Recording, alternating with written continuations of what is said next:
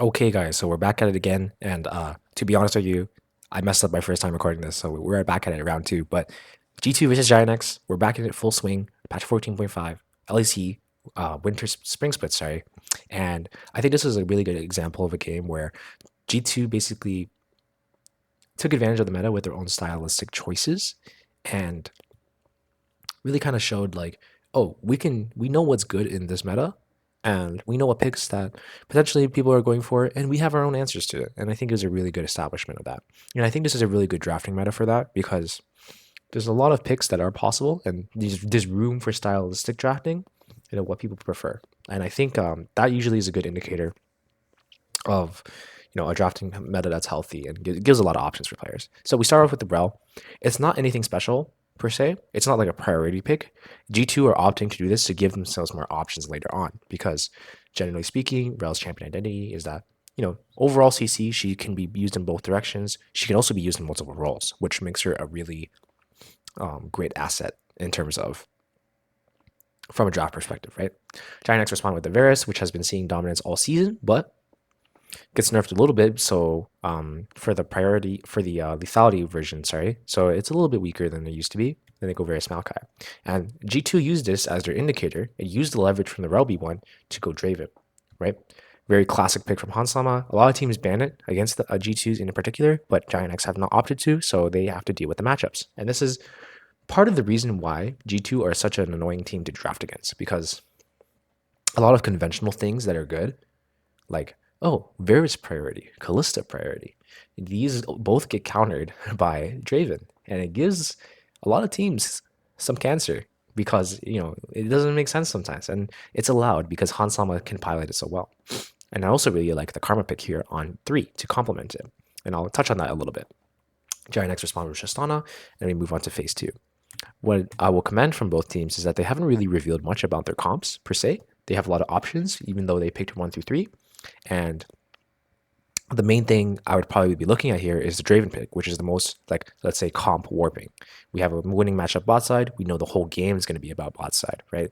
And we know the main constraints of G2's comp are going to revolve around this Draven, 550 range, has to dominate lane, things of that nature. It's not necessarily a bad thing, but it's a thing, right?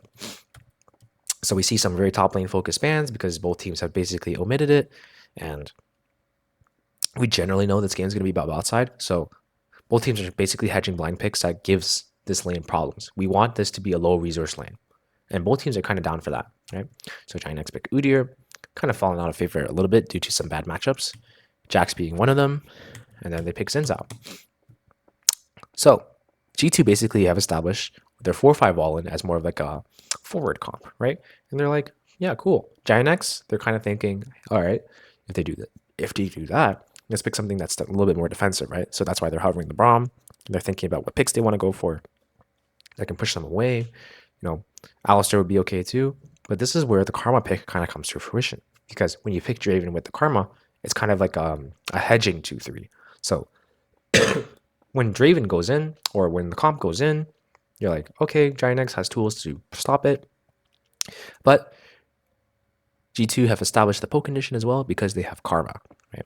They can just nuke, give cast and give everyone Maligma and just basically run them down over objectives. And when you can hedge your win conditions over a single champion, that's usually a problem. That usually indicates the champion's pretty strong. It also works really well with this comp because the Karma it can enable a lot of these champions. It gives them so much more power. Like the Jax with the move speed, like Zinzao with the move speed, Draven with the move speed. It's just really, really strong. And I think that's why G2 gets this advantage. On top of that, they also just have 3 winning lanes, if you look at it. And that's also a problem, right? And that probably kind of shows in the game here. Right? It's a relatively slow game because both teams are probably playing pretty reserved, but like the advantages here, kind of really show over time, and it just gives, especially when it comes to the objectives. When G2 have multiple ways to play it, it just makes it really, really hard for Giant X to really create space, kind of go in, do anything with these sorts of team fights. And I think that was enabled by the draft that G2 did. So just wanted to point that out, and I think it was really good. And I don't think That's something a lot of teams didn't really, or a lot of people aren't going to really see on the surface because they're just going to see, oh, Karma's OP. Let's just pick Karma. But there was a reason for it, and it worked really well in the situation. And I just want to point that out. So